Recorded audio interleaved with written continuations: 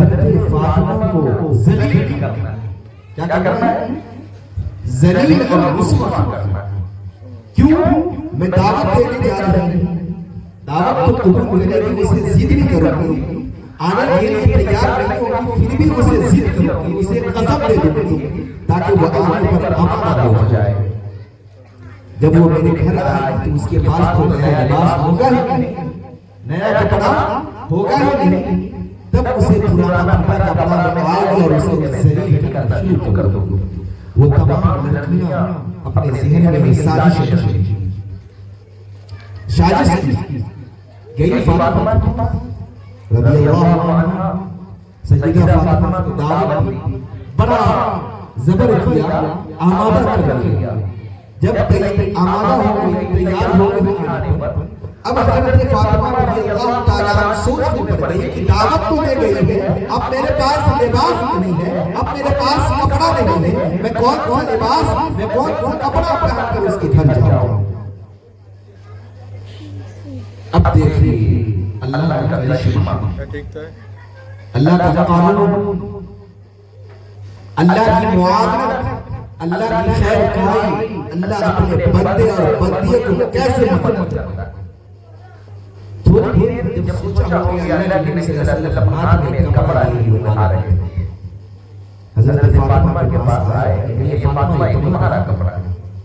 اس کا کپڑا تمہارا کپڑا نہیں. ابا یہ کپڑا آپ کہاں سے لائے ہو؟ آپ کو کیسے پتا چلا؟ ابا نے کہا کہ مجھے شادی میں جانا ہے، اسی شادی میں جانے کے لیے اللہ تبارک و تعالیٰ کی طرف سے تمہارے لیے کپڑا آیا ہے. جب وہ کپڑا پہن کر اس شادی میں سیدہ فاطمہ شرکت کرتی ہے تو تمام شادی کے جو مہمان تھے، تمام خواتین، تمام کی تمام نظر انہی پر پڑی ہوئی تھی، ان سے نظر کسی کی ہٹتی نہیں تھی.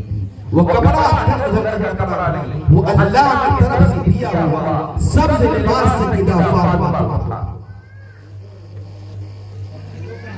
آپ نائٹ پر ریشم دھاگے والی کپڑا کو پہنیے گا اور طرح طرح کے لائٹ لگائیے گا تو کپڑے میں چمک پیدا ہو، لیکن اندھیرے میں وہ کپڑا چمکتا تھا. اس کی یہ خوبی تھی.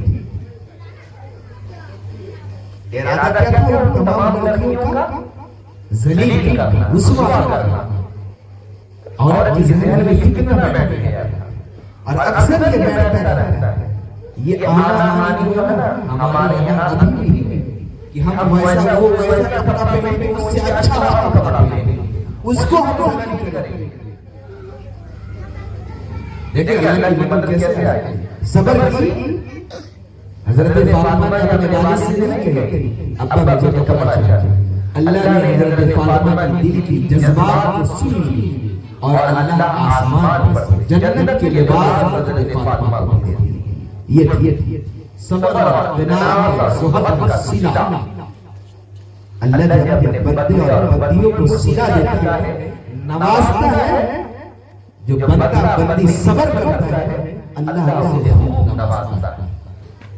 میں کہہ رہا تھا اللہ کے نبی صلی اللہ علیہ وسلم سیدہ فاطمہ سے پوچھتے ہیں بیٹی تیرا رشتہ اللہ کے گھر سے آیا ہے. سیدہ فاطمہ رضی اللہ تعالیٰ عنہ جواب نہیں دیتی، کہتی ابا جان جو آپ کی مرضی ہو، جو آپ کو ٹھیک لگے وہ کر لیں.